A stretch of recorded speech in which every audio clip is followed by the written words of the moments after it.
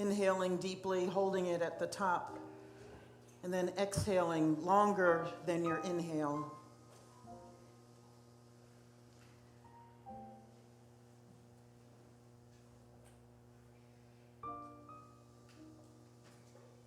We let go and let God in this moment,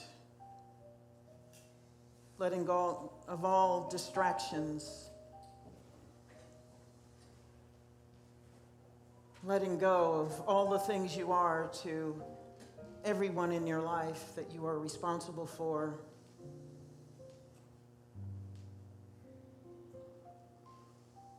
We let go of the list of things to do.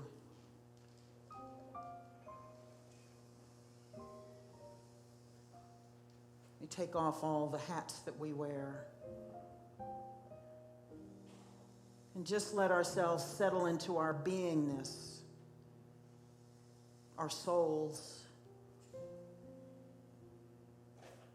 that quiet space.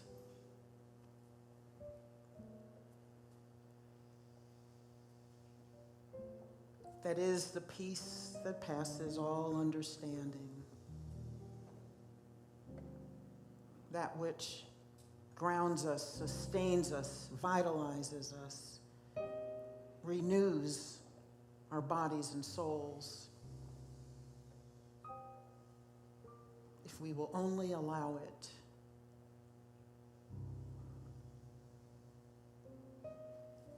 We let go in this moment of all things that are out of alignment with goodness and God.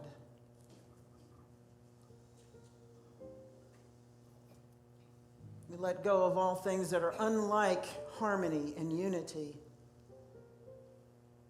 We let go of strife and struggle and settle into surrender and openness.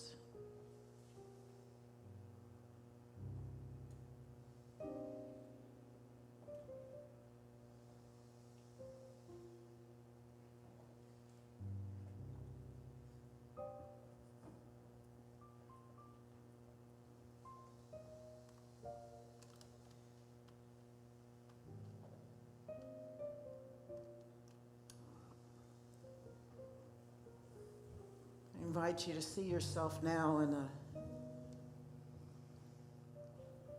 one of your favorite places in nature. Maybe it's by the sea or a mountain lake.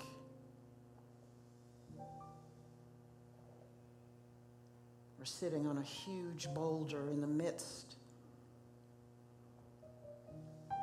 of deep forestation.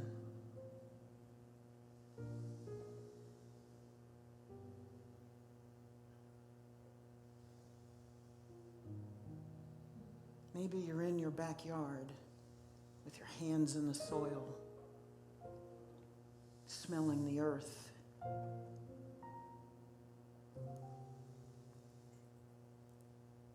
Maybe your dog or your cat is by your side.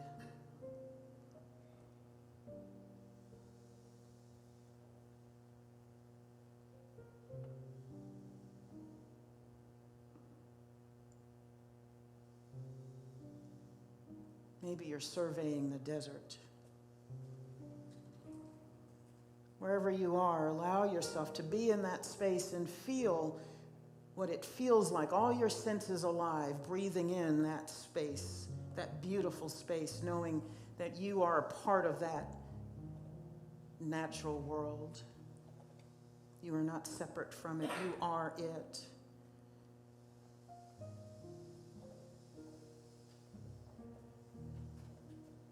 You are grounded, deeply rooted in the earth. I invite you to see yourself with your arms open wide, your fingers outstretched, your face lifted to the sun. Feeling the warmth of that sun on your skin, and maybe there's a light breeze. You smell salt air, or blossoms, or evergreen.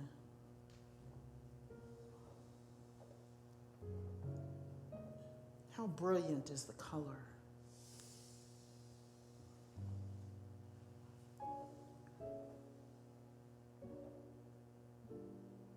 Maybe you taste the salt air, but you feel refreshed and open and vital and healthy and happy and peaceful and prosperous, knowing that we live in an opulent universe.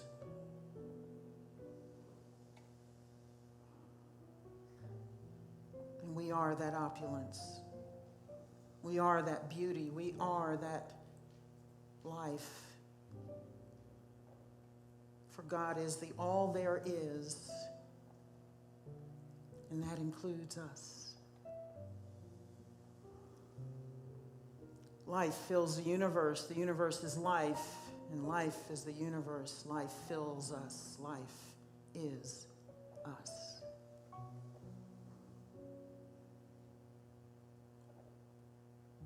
Life that contains the vastness of the cosmos, down to the minutest particle in the cells of our bodies. It is all goodness, it is all God, it is all love.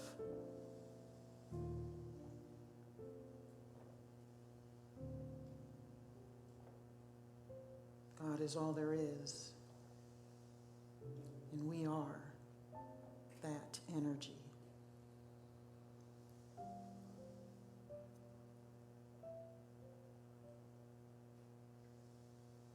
And as we live and move and have our beingness, we are that glory, that magnificence of life, each and every one of us.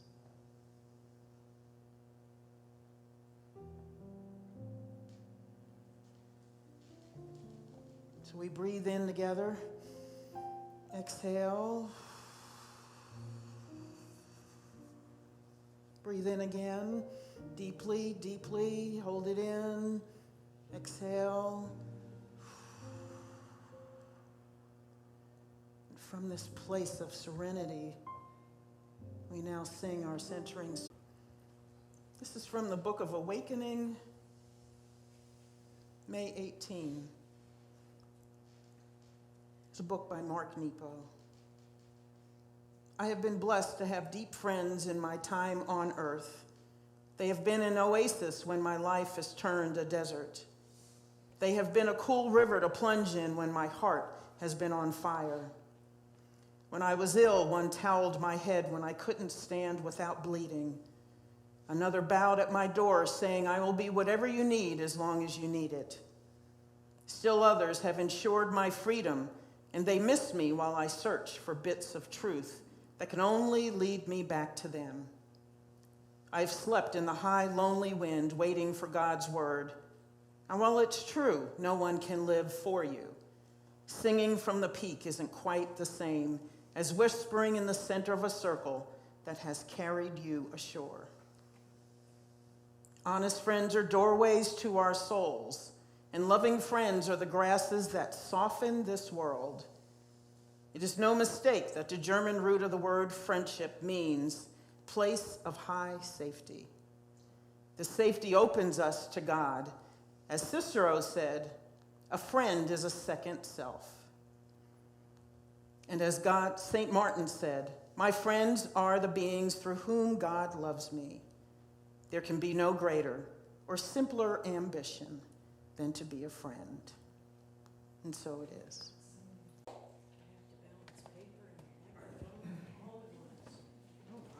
Good morning. The second inspiration moment is from 365 Days of Richer Living, May the 7th. Ernest Holmes and Raymond Charles Barker. The word is faith. Faith acts like a law because it is a law. It is the law of spiritual mind in action. When we realize this, we no longer feel that we must have faith in ourselves as isolated human beings, but rather as human beings included in the great law of life. Then we can rest in complete confidence that our words are the presence and the power and the activity of the Spirit in us. God and I are one. Nothing can separate me from the Father. All that I am and all that I do is the divine presence expressing itself through me. The thoughts I think and the words I speak are life and truth. They are life and truth because God speaks them through me. Of myself, I give no authority to my prayer, but the child of God in me knows that the authority of the Father brings the words that I speak to pass. I speak the word of health for my body, my feelings, and my thoughts, knowing that the Father within is the power which brings this wholeness into complete being. I speak the word of divine guidance, and the wisdom of the universe wells up as a beacon to lead me into paths of right useness, to make clear, straight and clear my everyday paths. I speak the word of joy, and the Father within frees me from the loneliness and sadness. I speak the word of peace to the world, and know that the peace of God reaches into the hearts and minds of the people of all nations. And if you'll repeat our affirmation 3 times. Divine authority brings the words that I speak to pass. Divine authority brings the words I speak to pass. Divine authority brings the words that I speak to pass. So when I happened upon this video,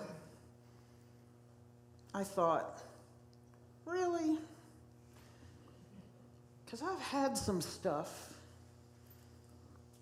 and I don't know about this I am here now, so I tested it. I went back to the day my doctor called me and said, I have to refer you to an oncologist. And so that was, one thing. I took some breaths, and I thought, okay, we're doing this. But that appointment with the oncologist didn't happen until about 2 weeks later. So it was another thing to be in that room with that doctor and have him say what he said to me, and again go, okay, as I felt my insides burning. And all the things that went with that day, along with some testing, and I gave the blood test of all blood tests. I thought, they didn't leave me anything. Good Lord. That bucket that woman took out of here was it was huge. I laugh at it now, but in the moment I thought, I don't know who she's filling that with, because I don't know that I have that much. But in that moment, things were happening. There was a lot of information, much of which I tuned out because I'm still trying to just breathe and take in what was said to me. And then I got home, and, you just kind of, like life just happens. It's almost like when someone dies, and then you get the news, or you're with that person, and then you have to go back outside and get in your car and you go home. And you think, I remember when my sister died, I thought, how can the world keep moving? And yet it does. And so I went home, and I was in my class. I was studying for my doctorate at that time. I even went to class. I went to the last hour of class and went through that and just did what I do as my insides are still burning. And so those moments came up when I heard that video, and I said, would that have worked if I had said, I am here now. I am safe. I am calm. Would that have worked? I think now, 2+ years later, maybe so. However, the I am here now, that day, that diagnosis day, looked like something different. Anxiety is not the word for that. We call it full implosion. That's what I call that, full implosion. where I just didn't know. So I definitely had that fear of the future all over me. That was my anxiety that day, because I thought there is no future, probably 6 months down the line. Maybe I will not be here. That scared the you-know-what out of me. Because like Doug said, I love my life. I wanted all of this. I wanted my friends, my life, my home, my family, the things that I do, the things I wanted all that. And I was even angry that there was something that might take me from that far sooner than I ever imagined being away from it. Because I got big ideas about how long I'm going to be here. The women in my family live a long time. A long time. I come from strong stock. And I thought, this is impossible for me to be going out now. I'm not doing that. But in the now, in the I am here now, all that was going on, but most of it was fear.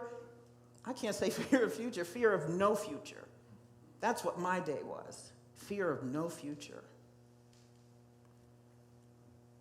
So in the here and now, I think when things come up, it's time to just deal with what you got. Be in the here and now, and let the here and now be exactly as it is, because the future doesn't exist, like he said, and the past is gone. The past is dead. And the future hasn't come. So I think if I had had presence of mind for that, even in my body implosion, even in my not knowing what was going to happen and how it was going to happen, I probably could have said in that moment, as I'm screaming and yelling and crying, I could have said, I am here now. It just looks like a hot mess. But I was very, very present.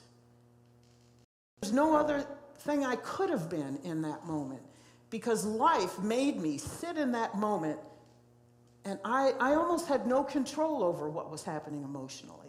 And so I think sometimes when life does that to us, just have the presence of mind to be in that present, be in the here and now, however it looks, pretty or not, messy or not, messy or not.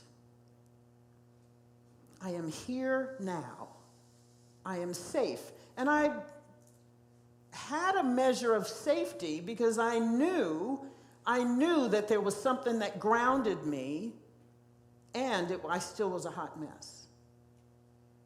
Because the fear of no future was very, very present for me. I had problems separating myself from that fear, and I had to learn in the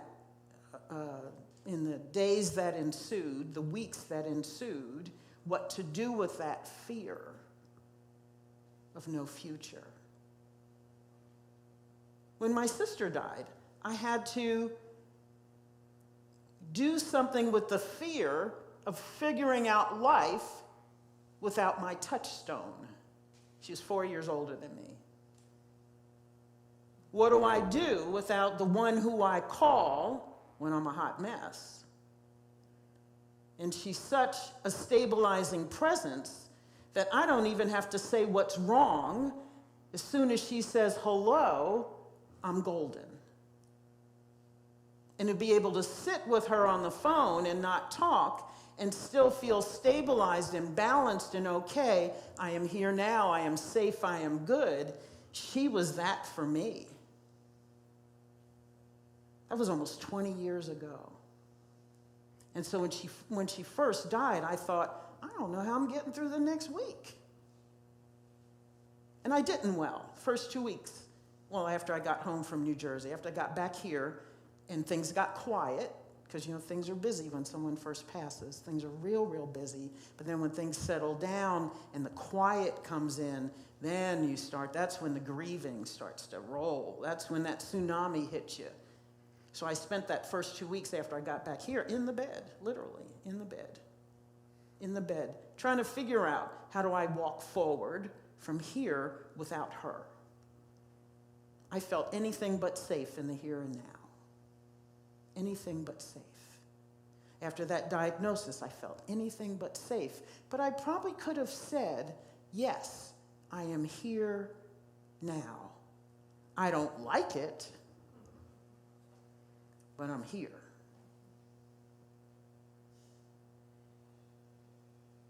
I wish it were anything but this, and I'm here. So our challenge in life is, how do we not wish it away? How do you not wish it away? How do you sit in the here and now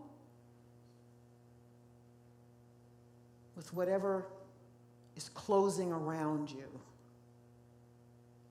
The congregational song, that's a song about that video, what they're asking you to do. Above the tumult and the strife, when the darkness is closing around me. That's why I love that song. How can I keep from singing? Because even though in the here and now, all things are going to hell in a big handbasket, there still should be the song of life underneath it all. I somehow knew, as I was losing it that day of diagnosis, that there still was a song. I just couldn't sing it in the moment. But I knew there was a song. I knew that there was something that could allay my fears. I knew that those phrases I used in the beginning as we were settling in, that life fills a universe is life, and life is a universe. Life fills me, life is me. When I say those words, as I go into meditation, tears roll. Because I've learned in the last 2 years that life certainly is me. That's the song that's underneath all the stuff you've got to deal with. But you got to know that song is there. That's why I love the phrase spiritual practice. There is no spirituality. There is no peace. There is no holding it together or knowing that I am here now and it is all good, or it is goodness, without spiritual practice.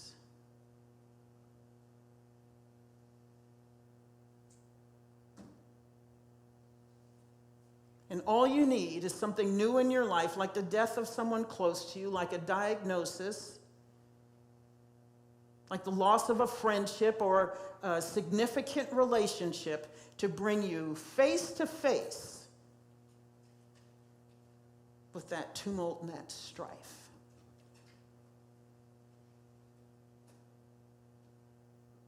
And can you sit in there and know that song is underneath it all?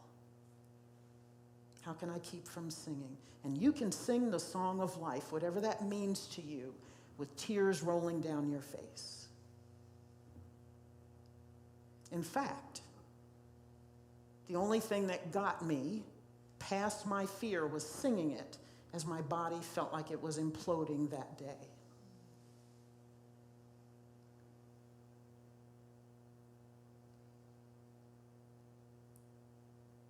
The most important time to sing the song of life, to celebrate God, to celebrate the all there is, to remind yourself of the goodness of life, of the universe, of the life that fills you, of the life that is you, is when you feel anything but that life.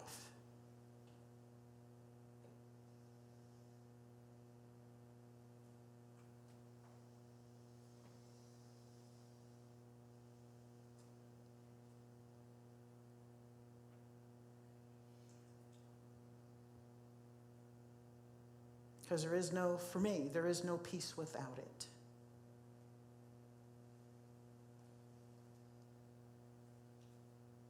You know how life can punch you in the face over and over and over again sometimes. And you know how it can bring you to your knees, metaphorically, figuratively, or literally. And within that 24 hours after diagnosis, there were moments when I was on my knees, afraid of no future, of wondering if I was going to live out the year.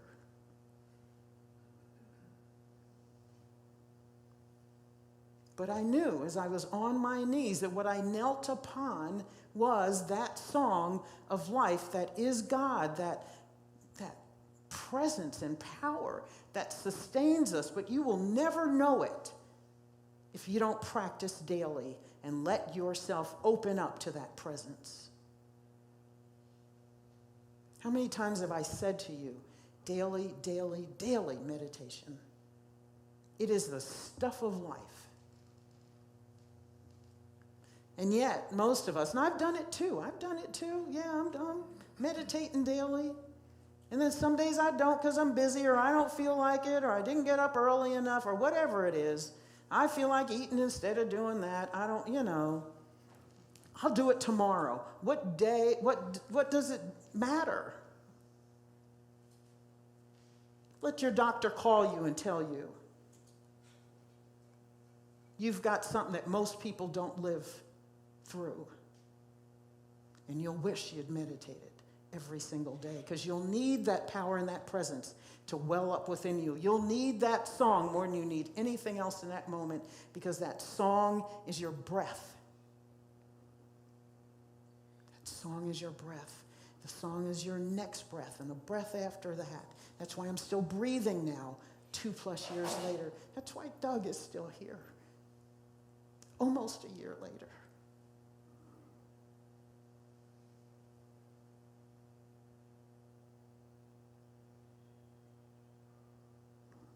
So I am here now, something as simple as affirming, I am here now, I am here now, I am here now, I'm good, I'm safe. Does that work?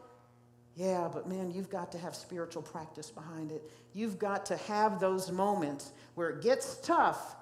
Like he said, you may not believe it, and you're in the middle of your anxiety. So practice saying, I'm here now, I'm here now. God is here now. Love is here now. Life is me. Life fills me. I am here now. Say it till you believe it. Say it through your tears. Say it through your snotty nose. Say it through your heart beating out of your chest. Say it when you're nauseous and you can't stand it anymore. Say it when you're in pain. Say it when your heart's breaking.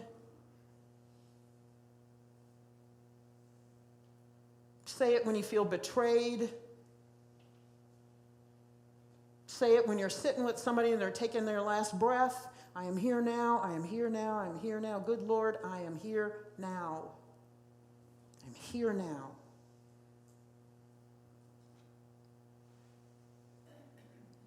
And then you'll get to where that hymn that we sang is true for you. How can I keep from singing? For me, there is no life without that song of life, that song that pulses within each of us.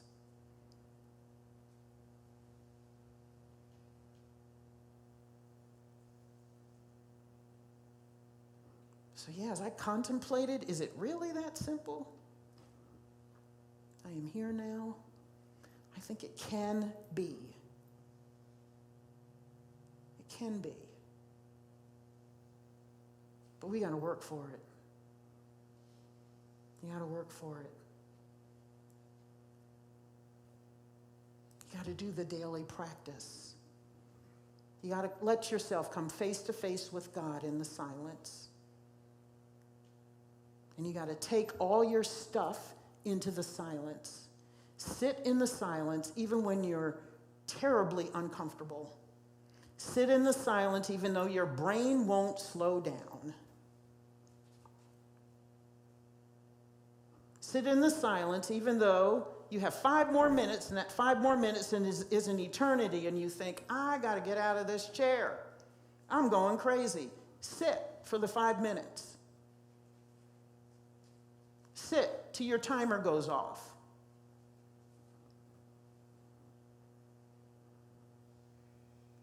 Sit with it, sit in it. Practice, practice, practice, practice in this space with God, because that's the anchor. That is the song you'll be able to sing when life boxes you between the eyes. You know those blow-up things you could hit? They look like clowns. You could hit and it hit the floor and came back up. It'll be like that. You get punched, you fall back, and you hit, and you go, oh, God, and then you come back up. Spiritual practice enables you to bounce back up. Because life's going to hit us. Life is going to hit. And some days it's going to hit hard. And some days you're going to see stars, figuratively or literally, from what's hit you in the face. But the only thing that carries us through is knowing that there is a song of life and that God is that song, and we are the ones who get to sing it. But you got to practice the song every day. Be in the silence every day. Test yourself. Make yourself do it, even when you don't feel like doing it. Because you'll be thankful when you get to that day and you see the fist coming, or you don't see it coming, and it just hits. And you can say, I am here now. I'm here now. God is here. I am here. Without fear of the future. Without dredging up the past with you. I am here now. And when you're losing it, return to the I am here now. You go into fear, because fear is going to come. It's natural. It's what we do. Our brains do that. It's a mechanism that helps us cope. Danger, danger, danger. There's something out there. But we have spiritual dominion over what happens with the brain. You can tell the brain, tell your body, I got something for this, and it is the song of life. I don't have to fear what I've been told. I don't have to fear the diagnosis. I don't have to fear the loss of my loved one. I don't have to fear life going forward, because I have the song of life. And I'm going to keep singing. How can I keep from singing? Let's take this in a meditation.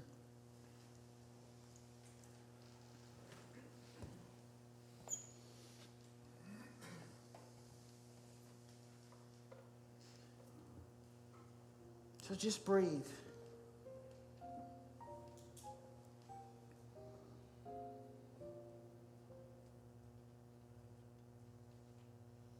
And I invite you to say in your heart of hearts, I am here now.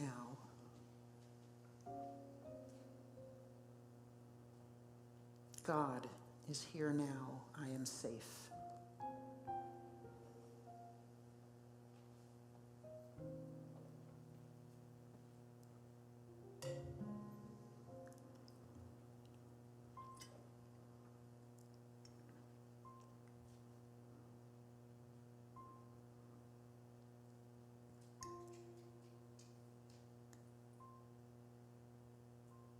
I am here now.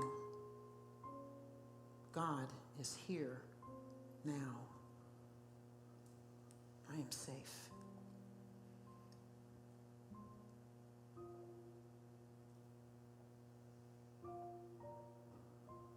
Nothing can harm me.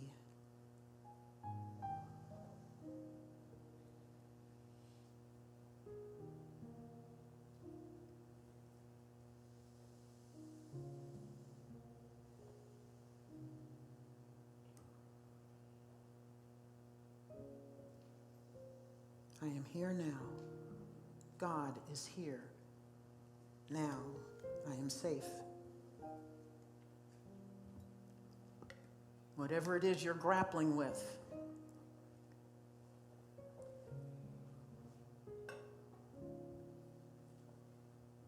Look at it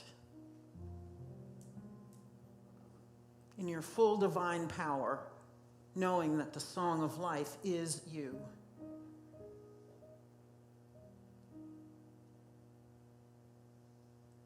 And how can I keep from singing?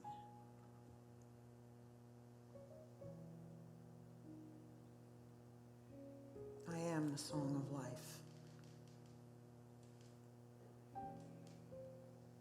The voice of God, your voice, in perfect harmony, singing life into every cell of your body.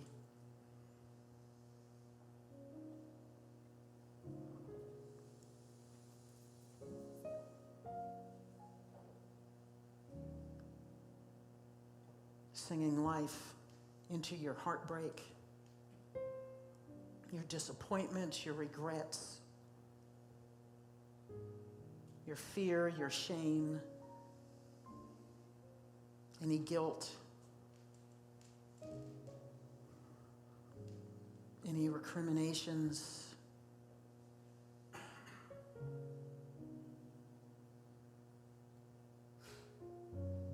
the illusion that you need to fight to have a good life rather than to allow goodness to shower over you.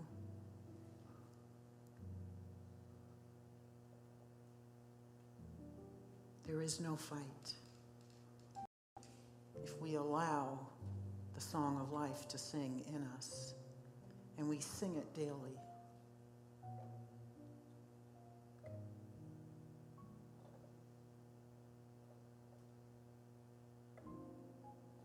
That is the seat of our power.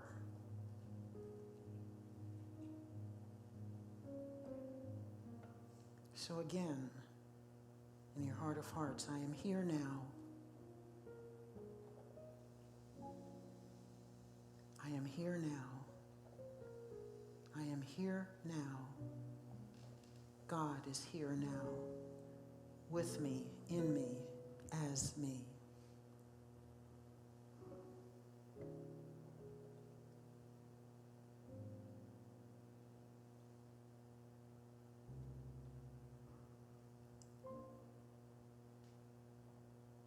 I am here now.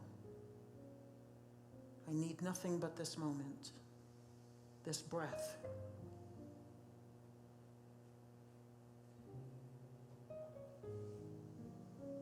In this moment, I have everything. In this moment, I have everything. And it lives and breathes as me.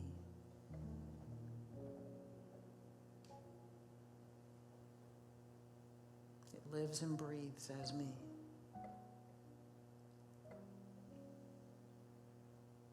I am here now. I am here now. I am here now. And so it is, and so it shall be. Amen.